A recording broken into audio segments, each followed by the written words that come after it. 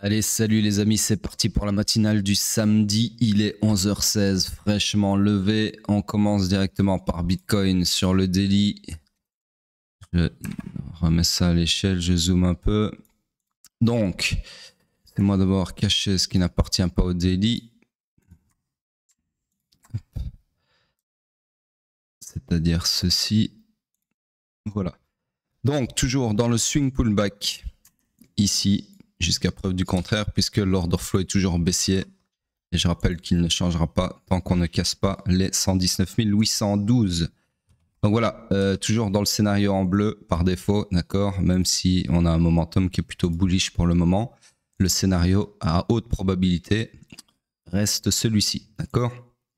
Sur ce, on passe sur le H4. Sur le H4, je dézoome, structure swing toujours haussière, structure interne toujours baissière, order flow toujours haussier.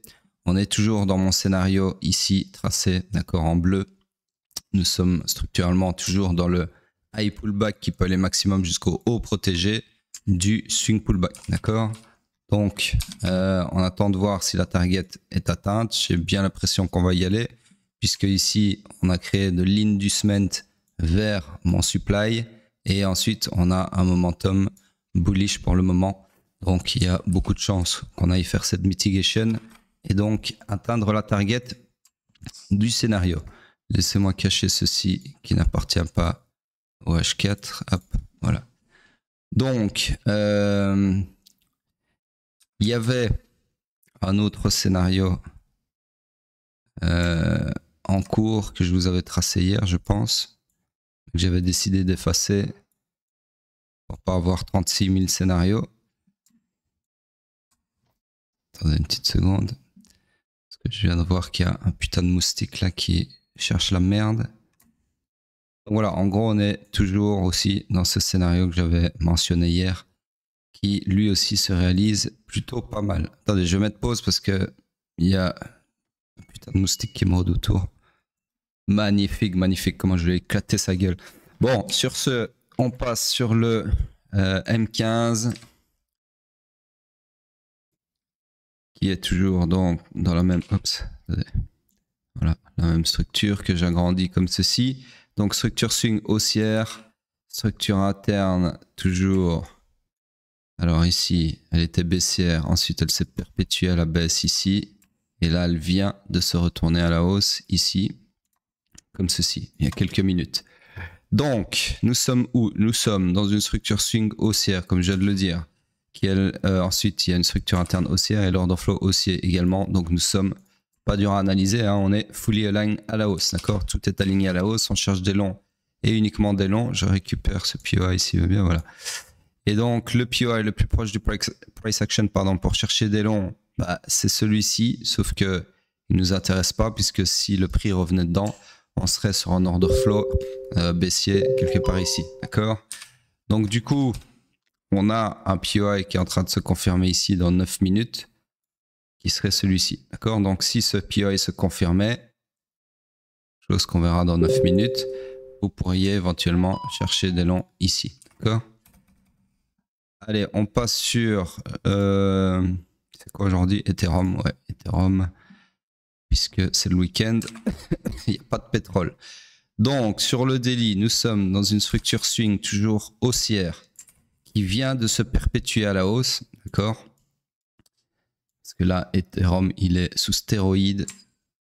C'est enfin son heure de gloire. Comme je vous l'avais annoncé avec plusieurs tweets, il y a déjà un petit moment. C'était inévitable. Alors, c'est sûr qu'il a pris tout son temps, l'enflure, mais vaut mieux tard que jamais. J'essaie juste de... Voilà, hop. Donc ça, je remets ça là, je sais même pas ce que c'est. On va voir après. Du coup, ceci, la ligne là. Bon, c'est vrai que là, j'étais un peu vite en besogne puisque on n'a pas clôturé. Donc là, je peux pas faire ce que je suis en train de faire. Je vais devoir tout défaire. Hop, hop, hop, hop, hop. Voilà. Désolé, parce que pour la simple et bonne raison que la bougie qui est en train de perpétuer la structure et qui va certainement la perpétuer si on clôture encore au-dessus de ce week high ici présent, eh bien, elle n'est pas encore clôturée, d'accord? Donc pour le moment, on est toujours dans l'ancienne structure qui est la structure haussière, d'accord? Qui est en train de se perpétuer à la hausse. La structure interne, elle, est également en train de se retourner à la hausse, comme ceci, d'accord? Mais vu que c'est la même bougie et qu'elle n'est pas clôturée non plus, du coup, on ne peut pas encore tracer les mises à jour. Donc tout ça sera pour demain, très probablement. Le seul truc qu'on peut dire, c'est que l'order flow est également haussier. Donc nous sommes... si on va regarder... Ouais. Là, vu que la bougie n'est pas clôturée, on est toujours dans le high pullback qui peut aller maximum jusqu'au haut protégé, d'accord? Qu'on est en train de casser, mais la bougie n'est pas clôturée. Donc, si on finit sur une mèche ici, c'est pas valide. Donc, il faut attendre la clôture pour savoir si c'est valide ou pas. Donc, en gros, on est dans le high pullback, je disais, qui peut aller maximum jusqu'au haut protégé qu'on est en train de défoncer, du swing pullback, puisque la structure interne est également toujours baissière, d'accord? Donc voilà, pour le moment, vu qu'on est en pleine bougie décisive qui n'est pas clôturée, on ne peut pas mettre à jour de façon structurelle. Par contre, ce qu'on peut dire, c'est que le scénario qui était baissier ici a été invalidé puisque le POI qui était associé a été transpercé. Et du coup, ce qu'on peut dire aussi maintenant, c'est qu'on cherche des longs et non plus des shorts, d'accord? Ça, j'efface, c'est trop loin. Et le POI le plus proche du price action pour chercher des longs, c'est celui-ci, mais on pourrait en confirmer un intermédiaire ici avec le sell to buy weak range à la clôture de la bougie, encore une fois. Donc là, tout de suite maintenant, ce que je peux vous tracer, c'est un scénario que j'aurais pu vous tracer hier à minuit. Donc, c'est on va voir la clôture. Ouais, c'est ça. Donc voilà, ça c'est le scénario que j'aurais pu vous tracer hier. Alors, target, bah, bien évidemment, ça serait très probablement le prochain point de liquidité ici, d'accord? Donc les 4777 en gros, ou alors le all-time high, ok? Là, il y a peut-être un autre, merde, c'est bon, regardez. Bah, c'est simple, vous avez les prochaines targets que moi je verrai, c'est celle-ci. Donc tous les hauts significatifs, hein, 4500 bien évidemment, ok? Chiffre rond, très très grosse résistance psychologique, 4783. Et puis alors le all-time high, tout simplement à 4877. Ok. Donc voilà, ça c'est 3 targets qui sont bien évidemment valides. Donc personnellement, je vais en prendre une qui me paraît être la meilleure. Logiquement parlant, laissez-moi retracer ça, j'ai perdu mon tracé. Voilà. Donc voilà, pas si haut que ça, hein, au final. Enfin, si c'est haut, mais voilà. Une fois que les gens vont FOMO Ethereum, il y a des chances qu'on fasse un nouvel all-time high. Après combien d'années? C'était quoi? 2021, je suppose? Ouais, 2021. Voilà. Donc, ça, ce sera mon scénario de demain. C'est déjà mon scénario là maintenant, mais je veux dire, demain sera la même chose, à part que toute cette structure-là, elle va être modifiée à la clôture de la bougie ici que tout le monde attend. D'accord? Ou pas. Hein, si on a une revente dégueulasse, bah du coup, on restera dans la même structure et même ça pourrait devenir très bearish. Parce que si par exemple ici, la bougie en cours, au lieu de clôturer avec un corps comme ça au-dessus du week high, elle clôture avec une mèche comme ça qui n'arrive pas à clôturer au-dessus du week high. Et bien ça sera potentiellement un grab de liquidité de toute cette liquidité ici, ok? Les deux sommets là et le sommet, et le sommet ici, d'accord? Alors je sais pas lequel est le plus haut, peu importe, mais dans tous les cas, ici, il y a des stop-loss, d'accord? Donc, ça se trouve, on est en train de racler tous ces stop-loss-là. Et si on clôture avec une mèche, la bougie en cours, eh ben, c'est potentiellement pour alimenter une énorme correction qui va venir rééquilibrer et racler tous ces stop-loss. C'est possible aussi, d'accord? Pile poil au moment où tout le monde s'attend à un nouveau all-time high. Donc, voilà, cette bougie-là va être extrêmement importante, comme toutes les bougies qui perpétuent qui sont censés perpétuer une structure, si elle clôture sur une mèche, bah, du coup ça devient une mission échouée, et les missions échouées, vous savez comment ça finit. Dans ce cas-ci, ça voudrait dire que cette jambe est fautive et que son lot pourrait être puni, d'accord? Et juste en dessous du lot, comme par hasard, qu'est-ce qu'il y a? Un énorme FVG béant. Donc ça pourrait vouloir dire que le prix viendrait punir le lot ici, rééquilibrer par la même occasion le FVG et même peut-être aller un peu plus bas. Et puis alors peut-être repartir à la hausse, d'accord? Donc cette bougie va être extrêmement importante pour tous les holders d'Ethereum dont je ne fais pas partie, je vous le rappelle, puisque j'ai vendu tout mon bag à 3000. J'étais rentré à, je sais plus, 2004, 2002, je pense. Non, 2002, je pense. Donc voilà, moi j'avais fait mon blé là-dessus. J'étais assez content de mon move. Maintenant, c'est sûr que j'aurais pu garder un reliquat pour jusque les 4000, mais voilà, c'est pas mon genre de laisser traîner des latents, comme on appelle ça, des reliquats. Moi, j'aime bien prendre mon bag. Je fais jamais de TP partiel, j'ai jamais adhéré, ma psychologie n'adhère pas à ça. En fait, à chaque fois que j'ai essayé, chaque fois je perdais mon reliquat à break-even, donc ça au final je gagnais moins d'argent que si j'avais TP tout d'un coup, et j'ai fait ça pendant un petit moment pour me rendre compte qu'à la fin valait mieux prendre son dû et partir en courant, et puis s'asseoir sur le manque à gagner dans le cas de figure comme ici où ça continuait sans nous, plutôt que de laisser des reliquats dans l'espoir d'avoir un effet boule de neige sur le reliquat qui arrivait une fois sur 50. Voilà, bref, tout ça pour dire que c'est pas mon truc de laisser des reliquats. Maintenant, chacun sa psychologie par rapport au TP, hein, ça on est tous différents par rapport à l'argent. Voilà, moi je préfère avoir par exemple mon dû tout de suite. Et puis voir que ça continue de partir sans moi et que je m'assieds sur un petit manque à gagner, plutôt que de TP, je sais pas moi, 75% de mon TP original, et puis en me disant je vais laisser 25% courir, et puis au final les 25% ils se font péter à break-even, et au final pas à break-even, pardon, à plus bas quoi. Et au final, j'ai pas gagné autant que si j'avais pris d'un coup. Enfin bref, vous avez compris ce que je veux dire. Voilà, chacun son. Moi, c'est ça que je voulais dire en fait. Ma psychologie, ma phrase clé par rapport à ça, la prise de profit, c'est vaut mieux maintenant que demain tu l'auras. Alors si vous comprenez, tant mieux. Si vous comprenez pas, allez vous renseigner sur cette phrase, sur ce dicton qui est très connu.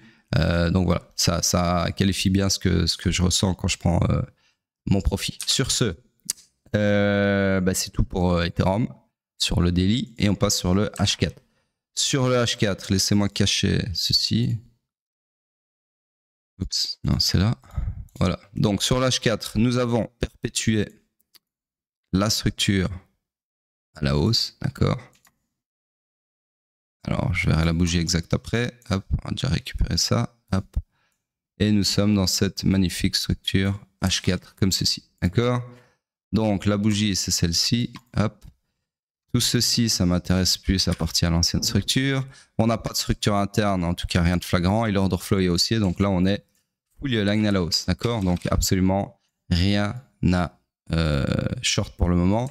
Alors ici, j'en profite quand même pour dire que au final, si je me rappelle bien, on cherchait des shorts parce que l'order flow était baissier ici lors de la dernière matinale dimanche passé, mais il n'y avait rien à short puisque si on revenait dans ce supply ici, eh bien l'order flow repasserait aussi entre temps, et c'est exactement ce qui s'est passé. Donc au moment où l'order flow est repassé haussier, ça m'intéressait plus de chercher des shorts là-dedans parce qu'on était contre l'order flow. Donc à ce moment-là, je pouvais commencer à chercher des longs, et vous voyez que bon, j'ai pas fait les matinales tous les jours parce que je fais Ethereum que le week-end, mais voilà, si vous voulez qu'on refasse ça ensemble, ça peut être intéressant. Peu importe la structure, hein, ici on va faire uniquement avec l'order flow, mais en gros on était sur un order flow baissier. Ça c'était samedi, donc j'ai fait la dernière matinale dimanche. Voilà, dimanche on était quelque part là-dedans. Ça change rien au fait qu'on était toujours baissier. On cherchait donc des shorts, mais il n'y avait rien à short puisque vous le voyez ici, dans ce price action, il n'y a pas de POI. Il n'y a plus de POI. Alors si, autant pour moi, il y a eu un POI entre temps, mais bon, c'était après la matinale, donc ça compte pas. Mais en gros, voilà, on était dans un POI ici, parce que ça c'était un POI bien évidemment, qui a eu lieu à mon avis pendant la nuit de samedi à dimanche passé.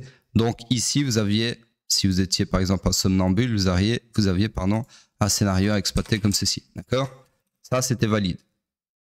Ouais, c'était valide. Donc ensuite, qu'est-ce qui s'est passé?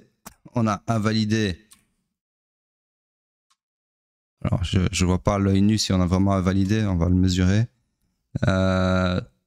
14, et là non, on n'a pas encore invalidé. Là c'est pas encore invalidé, donc toujours valide. Et puis voilà, là clairement invalidé. Donc là ce scénario là tombe à l'eau. Ok, vous avez pris une perte si vous avez tenté de short là-bas. Hop. Et au final, ici, il n'y a rien à faire. OK?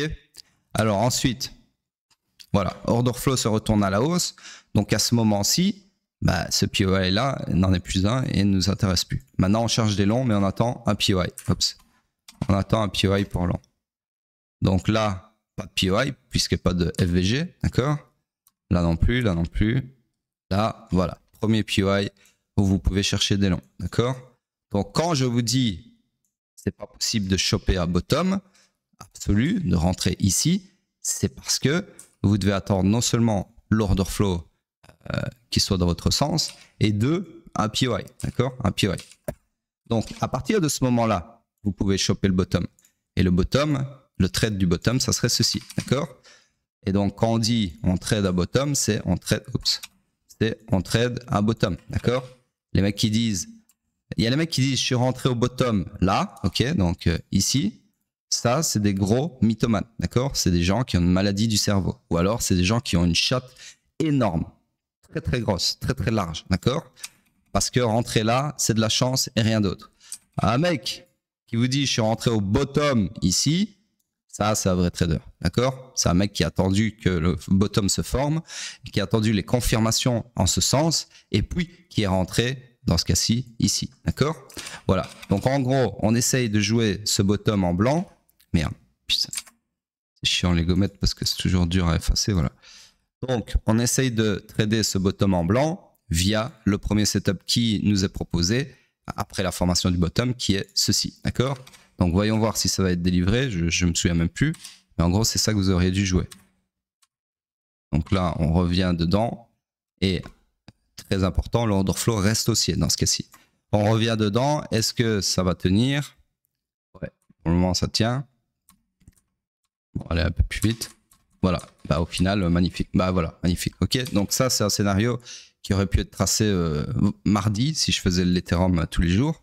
Et on aurait eu un scénario qui serait réalisé au poil de cul. Ok, voilà comment on trade un bottom, les amis. Quand vous voulez rentrer sur ce bottom, vous ne pouvez pas rentrer avant ceci. Ok, et vous voyez que ça vous donne quand même un magnifique trade. Hein, parce que là, si vous êtes rentré en mode caca pipi, par exemple à la mitigation, clôture de la mitigation du POI, sur la bougie qui vient taper dans le POI, à sa clôture, stop loss à la validation du POI, vous avez quand même un trade d'enculé, d'accord? 12R, il n'y a pas besoin de choper le bottom. Hein. Quand vous faites 12R sur un putain de trade, il n'y a pas besoin de choper le bottom, d'accord? De toute façon, je vous dis, le bottom, c'est impossible de rentrer là-dedans. À moins que vous rentriez sur le même genre de configuration, sur du 1 minute ici, en vous disant, c'est le bottom H4 que j'essaye de choper en 1 minute. Encore une fois, là, c'est plus du gamble qu'autre chose parce que c'est du 1 minute, c'est vachement, comment dire, peu pertinent pour anticiper la formation d'un bottom H4. D'accord? Bref, à la limite, ce que vous auriez pu faire, et c'est d'ailleurs comme ça qu'on peut anticiper de façon la plus rapide possible un bottom H4, c'est de zoomer sur le M15 et d'essayer de chercher cette configuration-là, mais dans le M15 pour anticiper la formation du bottom H4. D'accord? C'est ça en fait que vous devez faire. Ou alors vous attendez tout simplement un swing comme je viens de vous décrire là, de long en large, et vous prenez ce magnifique trade ici que j'ai pas pris parce que je regardais pas Ethereum de toute façon. Moi personnellement, je vais vous montrer après ce que j'ai chopé. De toute façon, j'en avais parlé dans la matinale aussi, mais c'est pas Ethereum. Sur ce, ouais, bah on allait même plus haut, hein, là, carrément, c'est plus que 12 R.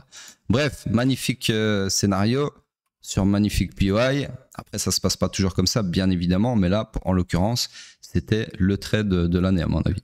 Sur ce, donc fully aligned à la hausse, on cherche des longs, uniquement des longs, et le POI le plus proche du price action pour chercher des longs, bah, il n'est pas encore confirmé, mais ça serait celui-ci. Celui d'en dessous qui est confirmé ne m'intéresse pas parce que l'order flow sera baissier à partir d'ici si on revenait dedans, d'accord? Donc je vais tracer uniquement celui qui m'intéresserait, même s'il n'est pas encore confirmé. Bah, en fait, je ne vais pas le tracer tout court. Regardez les bonnes habitudes. On le tracera demain, d'accord? Mais en gros, ça serait un scénario comme ça que vous pourriez exploiter à partir de demain potentiellement, ok? Sur ce, enfin pas à partir de demain, dans 2h23, si on clôture comme ça, vous pouvez exploiter ce scénario que je viens d'effacer. Sur ce, c'est tout pour Ethereum. On passe sur Hype. hype en daily. Donc, hype ici, toujours dans mon scénario ici. Bah oui, malgré cette remontada de fou, d'Ethereum, de tout ce que vous voulez, en daily ici, je ne peux pas vous tracer autre chose.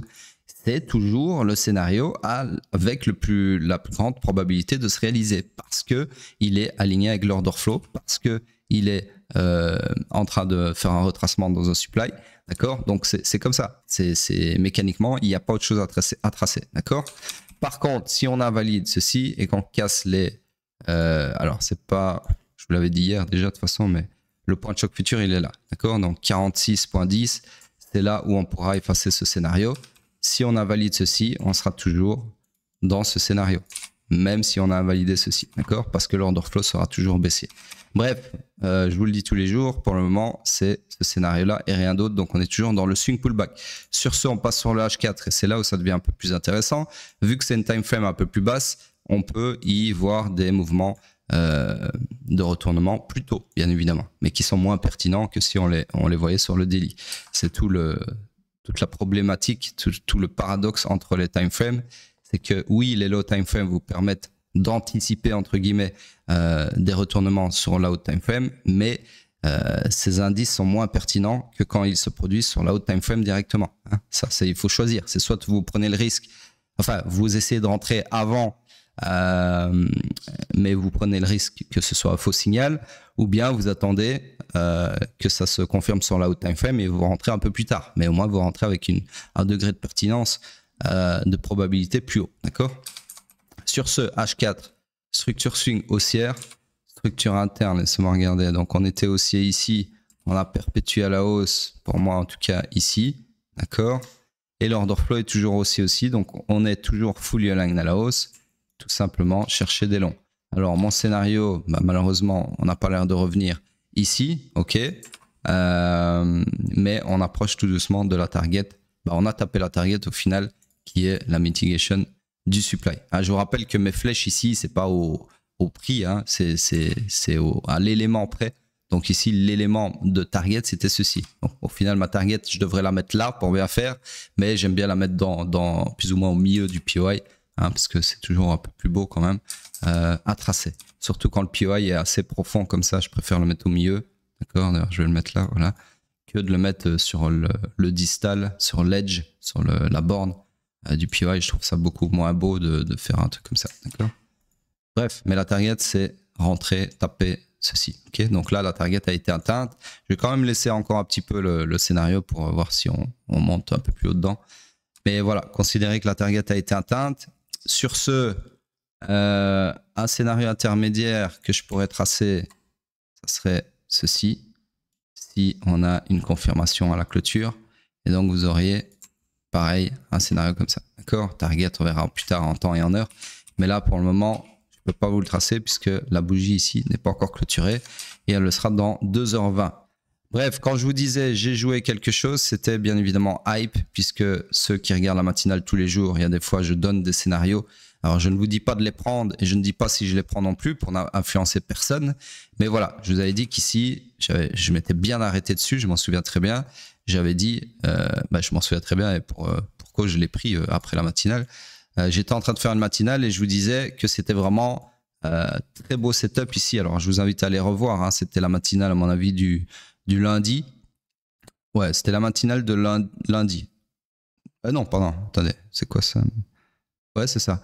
Alors, c'est soit celle de dimanche soir, dimanche, pardon, soit de lundi. De toute façon, allez voir. Mais en gros, ici, j'ai expliqué par A plus B pourquoi ici, on avait une très belle occasion que ce soit à bottom. Ok, quand je parle de bottom, encore une fois, je parle de la zone de bottom ici. Ok. Et je vous avais dit qu'ici, ce POI, c'était un très bon endroit pour éventuellement jouer ce bottom.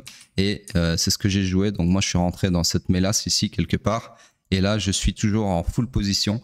Je pense que je vais TP ici, d'accord? Ou alors, je vais la jouer un peu plus gourmand et je vais attendre qu'on s'engouffre dans la poche de liquidité ici. Je vais voir. En tout cas, j'ai déjà sécurisé, je pense, je sais plus où. Je sais plus, j'ai mis mon stop loss, mais en gros, j'ai déjà remonté mon stop loss bien en profit, bien gras. Donc là, en fait, ce que j'essaye de jouer, c'est sur un coup de chat, En fait, j'essaie de jouer un truc, c'est soit on va pousser pour aller récupérer la liquidité sur un de ces 3 sommets, voire les 3 en même temps, si j'ai une énorme chatte, ou alors on va retracer dans ce FVG avant et puis alors peut-être y aller après, d'accord? Donc si c'est un ou l'autre, hein, mon stop loss, je sais qu'il est dans cette zone-là quelque part. Si on retrace avant, donc si en gros on rejette sur ce supply H4 qu'on vient de taper comme ça et puis qu'on fait ça, là je suis baisé. Par contre, si on tape dedans et il y a un momentum de fou sans retracer ici dans l'immédiat, là je vais me gaver encore plus que prévu. Donc voilà. Donc c'est pour ça que c'est important de regarder les matinales. C'est pas des signaux. Hein. D'ailleurs, ça ne sera jamais des signaux. Ce sont des analyses. Mais si vous suivez les analyses et que vous comprenez dans le son de ma voix et dans tous les éléments que j'y donne que là, il y a vraiment quelque chose de très opportun, surtout quand je vous dis que même moi, ça peut m'intéresser, ben là, voilà, hein, c'est pas un signal encore une fois, mais à vous de prendre votre décision, d'accord? Donc moi, personnellement, j'ai suivi ma propre analyse pour une fois, parce que normalement, c'est ça, c'est des trades que je prends pas, d'accord? Je fais rarement du swing, mais là, l'occasion et les voyants étaient tous au vert, pardon. Les voyants étaient tous au vert et l'occasion était trop belle que pour ne pas la saisir. Donc j'ai pris ce swing, mais c'est vraiment pas le genre de trading que je fais. Moi, les analyses ici que je vous donne dans la matinale, il y a très rarement de fois où je prends position dessus. C'est très très rare, je vais pas vous le cacher, de toute façon c'est pas un secret, puisque moi je fais de l'intraday et plus particulièrement du trading de session, comme j'ai déjà expliqué, c'est-à-dire moi je trade la session de Londres, la session de New York et c'est tout, d'accord? C'est-à-dire que moi quand je vais dormir tous les soirs, et j'ai 0 trade ouvert, ok, à part le swing sur hype, bien évidemment, quand je prends des swings, ok, et les swings c'est que sur crypto, je ne prends jamais de swing sur les marchés traditionnels. Donc voilà, c'est pour ça que tout simplement je ne suis pas spécialement les analyses que je vous donne, en tout cas je les exploite pas parce que c'est pas ma tasse de thé. J'ai déjà expliqué pourquoi. Le swing pour moi, voilà, je vous le donne encore un exemple ici. Je suis rentré à mon avis lundi. Là, on est quoi? On est samedi. Ça fait quoi 5 jours. Je vais le laisser encore, je sais pas combien de temps, mais ça fait quasi une semaine pour faire la même chose que je fais en des fois quelques secondes ou quelques minutes, d'accord, tous les jours. Donc c'est pour ça que moi ça m'intéresse pas le swing, parce qu'en fait je dors mal parce que j'ai une position. En plus il faut prendre des grosses positions parce que vu que ça dure plusieurs jours, pour rentrer dans ces frais, bah, il faut que ce soit plus gros que ce que je prends en intraday. Donc voilà, l'un dans l'autre, la grosse position qui me fait mal dormir la nuit. Et des fois, tout ça pour attendre plusieurs jours pour au final se taper un gros stop loss dans la gueule, ça m'a jamais fait rêver. Et je suis bien trop impatient pour ça. Donc, je préfère clairement faire de l'intraday et du scalping, où là, en fait, je suis fixé sur mon sort dans la seconde ou dans les minutes. Et puis, la nuit, je dors sur mes 2 oreilles. D'accord? C'est une question de psychologie en fait, tout simplement. Comme il y a exactement des profils inverses aux miens, que eux, ça les stresse de malade d'avoir un trade qui dure que quelques secondes parce que ils voient leur argent partir en quelques minutes ou en quelques secondes s'ils se prennent un stop loss, ou alors ils manient pas le price action sur des basses time frames, hein, parce que moi je trade jusque je descends sur le 1 minute, 5 minutes, 1 minute, c'est mes 2 time frames de prédilection. Je prends mes trades là-dessus et nulle part d'autre, d'accord? Donc voilà, il y a des gens, le 1 minute, le 5 minutes, ça leur donne des sueurs froides, ce que je peux comprendre hein, quand on n'est pas expérimenté. Et donc ils préfèrent, eux, au contraire, trader comme je viens de vous montrer là sur Hype, où ils rentrent sur une bougie le lundi et ils sortent 3 jours ou 3 semaines plus tard, ou même 3 mois plus tard. Ça, c'est pas mon truc, mais c'est peut-être leur truc parce que ça leur permet peut-être de moins stresser. Donc on est tous différents, c'est ça que j'essaie de vous dire. Donc, sur ce, ça, je sais pas pourquoi j'avais laissé, je l'enlève. Et le scénario, on est toujours dedans, comme je viens de l'expliquer, donc. Et le prochain scénario, je le tracerai probablement demain. Voilà pour Hype. Donc, j'agrandis juste un petit peu ça pour couvrir mes POI. Et on passe à la suite. Donc, la suite, bah, c'est la paire du dimanche. Donc là, je vais aller sur une paire que vous voyez pas. Moi regarder une paire, moi n'importe quoi, une page que vous ne voyez pas puisque c'est la page YouTube où je vais faire une recherche de vos commentaires. Petite seconde. Alors, sur le mot-clé dimanche, comment est-ce qu'on fait une recherche ici? Voilà, dimanche. Qu'est-ce que vous avez demandé comme paire? Ah oui, je suis pas dans les commentaires, c'est pour ça que je trouvais pas le... Petite seconde. Donc, recherche dimanche. Tac. Si vous mettez pas le mot dimanche, votre commentaire n'apparaîtra pas. Et donc votre paire non plus, je vous l'ai déjà dit. Hein. Donc ici, j'ai STX, Asian, ATR, SHX. Bah, c'est tout. Donc on va faire Asian, je sais plus c'est quoi ça. On va faire Asian, je pense que STX on l'a déjà fait. Si on l'a pas fait, on le fera une prochaine fois. Mais en gros, laissez-moi regarder Asian. Donc je reviens ici sur le graphique. Donc Asian USD T. On va aller sur Binance. Monter en mensuel. Ah oui, c'est tout nouveau ça. Octobre 2024. Attendez, on va aller voir si on n'a pas un truc plus vieux. Peut-être sur... non, Kraken. KX. Non. Bon, à mon avis, c'est sorti en octobre. Hein. Bon, c'est un troisième exchange. Ce que je cherche, c'est assez curieux. Il n'y a pas Gate. Ah si, voilà, Gate. En général, c'est eux qui listent le plus vite. Non, octobre aussi. Bon, on va rester sur Binance, si vous voulez. Voilà. SDT, hop, ici. Donc, bah, j'avais déjà fait. C'est qu'on l'a déjà fait en fait. Pourquoi est-ce que j'ai un graphique daily là-dessus? Une analyse daily. Ah, je pense qu'on me l'a demandé peut-être sur le VIP. Alors, laissez-moi juste cacher. Hop, ceci. Hop, voilà. Donc, en mensuel, bah, il n'y a pas de structure, hein, puisque c'est du complexe pullback. Pour le moment, le prix ici est compris entre le haut et le bas de cette jambe de hausse. D'accord? Donc, il n'y a pas de. Oups. Il n'y a pas de zigzag. Ok? Donc, s'il n'y a pas de zigzag, bah, il n'y a pas de structure. Ok? Donc, en gros, par contre, ce que je peux vous tracer, c'est le supply ici. Supply mensuel. PY. Et donc, le scénario, ça serait tout simplement un short ici, comme ça. Ok, target, peu importe. Comme ceci. Donc ça, c'est sur le mensuel bearish. Ok, l'order flow, il se retournera pas avant un nouvel all-time high. Ok, puisque le point de choc futur est ici à 5 $ et des bras white. Sur ce, on passe sur le weekly. Bah, en fait, on l'avait déjà fait, cet enflure. Donc, laissez-moi cacher ça. Hop. Ouais, on l'avait déjà fait, je pense. Non, on l'avait pas fait. Parce que sur les matinales, je fais mensuel et weekly. Et ici, c'est weekly et daily qui ont été faits. Donc, c'est-à-dire c'est ça sur le VIP que je l'ai fait. Donc, bref, c'est pas grave. C'est moi juste cacher ceci qui n'appartient pas au weekly. Hop, voilà.